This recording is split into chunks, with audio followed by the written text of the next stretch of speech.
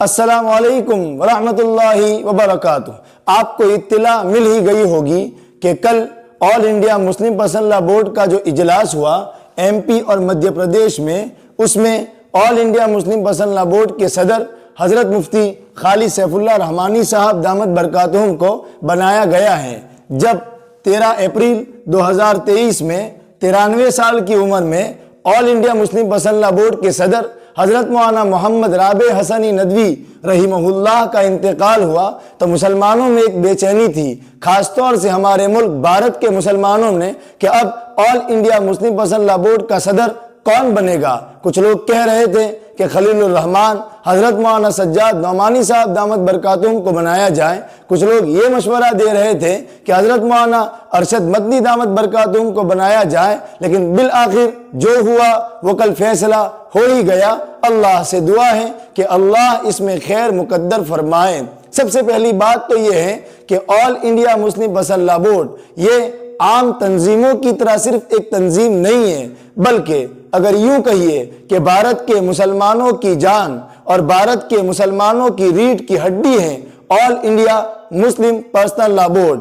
اگر یہ نہ ہو تو مسلمان بھارت کے جو اسلام پر آزادی کے ساتھ عمل کر پا رہے ہیں شاید وہ بہت حد تک مشکل ہو جائیں۔ تو ایک طریقے سے ہم سب کی ذمہ داری ہے، خاص طور سے بھارت کے تمام مسلمانوں کی ذمہ داری تو بنتی ہے کہ آل انڈیا مسلم پرسنل لا بورڈ کے بارے میں کچھ نہ کچھ بیسک اور بنیادی معلومات ضرور حاصل کریں کہ یہ کیا ہے، کس کے لیے کام کرتا ہے، اس کی بنیاد کیا بنی تھی۔ ہم آخر میں سمجھیں گے کہ آل انڈیا مسلم پرسنل لا بورڈ کے صدر آج تک کون کون لوگ بنے ہیں۔ بہرحال آج کی اس کلاس میں ہم کچھ بنیادی باتیں جانیں گے، باقی کی باتیں ایپیسوڈ نمبر 2 میں جانیں گے۔ کیا مطلب ہے اس پرسنل لا کا، اور اس کے مطلب کو نہ سمجھنے کی وجہ سے بہت سے مسلمان بھی اس میں بدلنے کے قائل ہیں کہ اس میں بھی تبدیلی اور تھوڑا بہت چینجز ہونا چاہیے، لیکن یہ دراصل پرسنل لا کے مطلب کو نہ سمجھنے کی وجہ سے ہیں۔ سب سے پہلی بات تو یہ ہے کہ اللہ تعالیٰ کی طرف سے ہم تمام انسانوں کو جو اسلام ملا ہے، جو شریعت ملی ہے، وہ شریعت پوری زندگی گزارنے کا ایک طریقہ ہے۔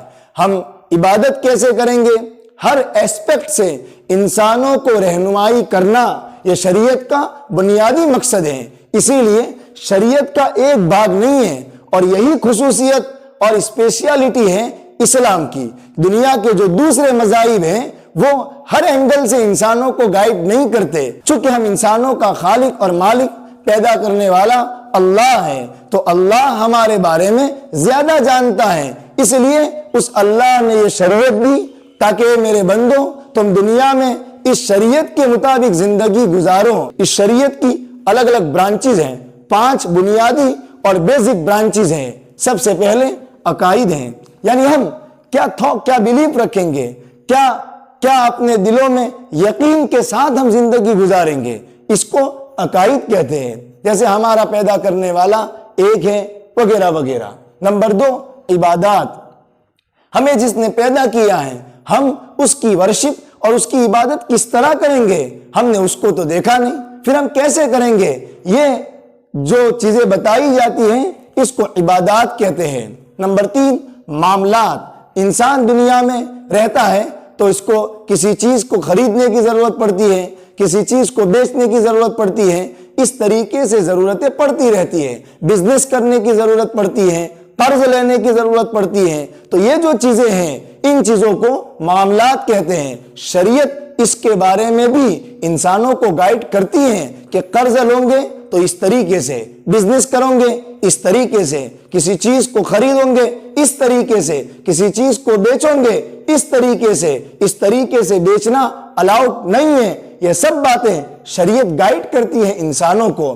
نمبر 4 معاشرت، معاشرت کا مطلب ہوتا ہے سوشل لائف، اس لیے کہ انسان ایک سماجی مخلوق ہے، اس کو سماج میں رہنا ہے۔ تو سماج میں رہنا ہے تو باپ بھی ہیں، ماں بھی ہیں، بیٹا بھی ہیں، وائف بھی ہیں، بردرز بھی ہیں، سسٹرز بھی ہیں، فادر ان لا ہے، مدر ان لا ہے، یہ سب ہیں۔ تو ان سب کے ساتھ انسان کو کیسے رہنا ہے، ان سب کے پرتی انسان پر کیا ذمہ داری ہوتی ہے، یعنی ڈیوٹیز کیا ہیں، فرائض کیا ہیں اور رائٹس کیا ہیں، حقوق کیا ہیں، یہ سب بیان کیا جاتا ہے معاشرت میں، اور اسی معاشرت پر خاندانی نظام کی بنیاد ہیں۔ اگر یہ معاشرت نہ ہو تو خاندانی نظام کریک ہو جائے۔ یورپ میں چلے جاؤ، نکاح وہاں اکثر لوگ نہیں کرتے تو خاندانی نظام بھی مضبوط نہیں ہے۔ 50% سے زیادہ لوگ وہاں ایسے ہیں جن کو اپنے باپ کا پتہ نہیں ہے۔ تو یہ معاشرت، تو اس کی بنیاد خاندانی نظام تبھی مضبوط ہوگا جب یہ معاشرتی نظام مضبوط ہو۔ اور ایک آخری ہے اخلاق، کیریکٹر، یہ اپنا صاف ستھرا بنایا جائے، ہمارے اندر زیادہ غصہ نہ ہو، ہمارے اندر کسی کو تکلیف پہنچانے کا مزاج نہ ہو، یہ سب باتیں جو کہی جاتی ہیں وہ اخلاق میں۔ تو یہ ساری شریعت کی چیزیں ہیں، عقائد بھی شریعت میں ہیں، عبادات بھی ہیں، معاملات بھی ہیں، معاشرت بھی ہیں، اخلاق بھی ہیں، اور اسی معاشرت ہی پر خاندانی نظام کی بنیاد ہے۔ اب مسلم پرسنل لا کس کو کہتے ہیں؟ مسلم پرسنل لا کا تعلق اس معاشرت سے ہے، یعنی سماجی زندگی کے بارے میں اسلام جو رہنمائی کرتا ہے، جیسے نکاح، طلاق، ڈیورس، میراث وغیرہ وغیرہ کے جو مسائل ہیں وہ سب اسی معاشرت میں آتے ہیں۔ تو جو معاشرت کے لائن کی چیزیں ہیں، جو قوانین ہیں، جو اسلام کی گائیڈ لائن ہیں، اسی کو کہا جاتا ہے عربی زبان میں قوانین احوال شخصیہ، اور اسی کو اردو زبان میں کہا جاتا ہے آئلی قوانین، مطلب وہی معاشرتی قوانین، اور اسی کو انگریزی میں کہتے ہیں پرسنل لا، اور اسی کا دوسرا نام ہے فیملی لا۔ تو یہ مطلب ہے مسلم پرسنل لا کا۔ پرسنل لا کا مطلب فیملی کو لگتے جو قوانین ہیں ان قوانین کی حفاظت کرنا، یہ مقصد ہے مسلم پرسنل لا کا۔ اب سمجھتے ہیں کہ یہ مسلم پرسنل لا کب سے اس کی شروعات ہوئی تھی۔ تو سب سے پہلی بات یہ ہے کہ ہمارے ملک بھارت میں ایک اچھی خاصی حکومت مسلمانوں کی رہی، چاہے وہ نام کے مسلمان ہو، اس طریقے کا اسلام ان میں نہیں تھا جس طریقے کا ہونا چاہیے، سوائے کچھ کو چھوڑ کر کے، لیکن پھر بھی مسلمان ہیں۔ مسلمان ہونے کے ناطے انہوں نے بہت سے قوانین اسلامی بنائے تھے تاکہ اسلامی قوانین کے مطابق فیصلے ہوں۔ تو اس وقت اسلامی قوانین تھے ہمارے ملک بھارت میں، سب نہیں، ایک اچھی خاصی تعداد میں۔ پھر ہوا مسلمانوں کی حکومت ختم ہو گئی، انگریزوں کی حکومت آئی۔ اب جب انگریزوں کی حکومت آئی تو انہوں نے آہستہ آہستہ اسلامی جو قوانین تھے ان کو ختم کرنا شروع کیا، فوجداری قوانین کو ختم کیا، اور اس طریقے سے وہ ختم کرتے چلے گئے۔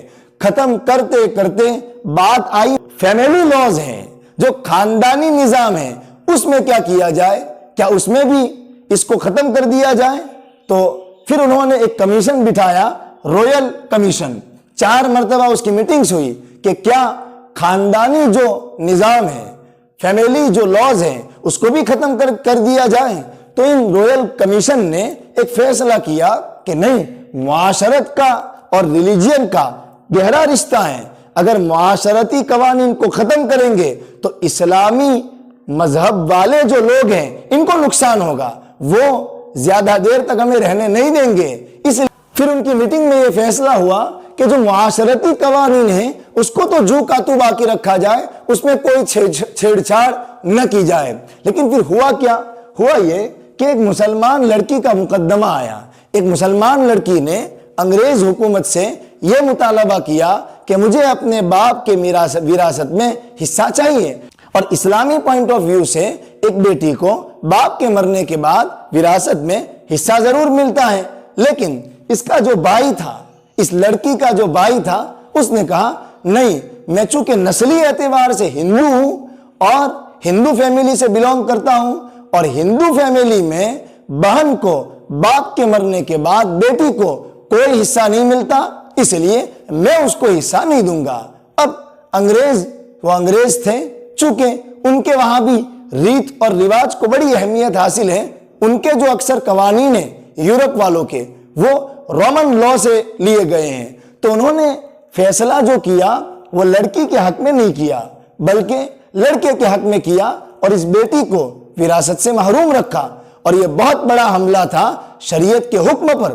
بیٹی کوئی بھی ہو، اس کو باپ کے مرنے کے بعد وراثت میں حصہ ملنا شریعت کا ایک بیسک حکم ہے۔ تو پھر ہمارے علماء حرکت میں آ گئے، بڑے بڑے علماء، حضرت مولانا ابو المحاسن محمد سجاد، جن سے بہت کم لوگ واقف ہیں، اور ہمارے جو حضرت مولانا سجاد صاحب ہیں موجودہ زمانے میں، ان کا نام بھی انہی بزرگ کی بنیاد پر ان کے والد نے نام رکھا ہے، حضرت مولانا ابو المحاسن محمد سجاد، مولانا اشرف علی تھانوی رحمہ اللہ، شیخ الاسلام مولانا حسین احمد مدنی رحمہ اللہ، جمعیت علماء ہند کے صدر حضرت مفتی کفایت اللہ صاحب رحمہ اللہ، یہ سب کے سب ایکٹیو ہو گئے اور انہوں نے آواز اٹھائی، اور بالآخر انگریز حکومت سے 1937 میں ایک قانون پاس کروایا، جس قانون کا نام ہے شریعت اپلیکیشن ایکٹ، جس میں یہ طے ہوا کہ مسلمانوں کے لیے جو معاشرتی لائن ہے اس کا فیصلہ اسلامی قانون کے مطابق ہوگا، ریت رواج کی بنیاد پر نہیں ہوگا، اور جو ہندو لوگ ہیں ان کا فیصلہ ہندو دھرم کے مطابق ہوگا۔ اب اس کا کیا حال ہوا؟ انگریز حکومت کے ختم ہونے کے بعد اس کو باقی رکھا گیا، ختم ہو گیا، کیا مسئلہ ہے اس کو نیکسٹ کلاس میں ڈسکس کریں گے۔ السلام علیکم ورحمۃ اللہ وبرکاتہ۔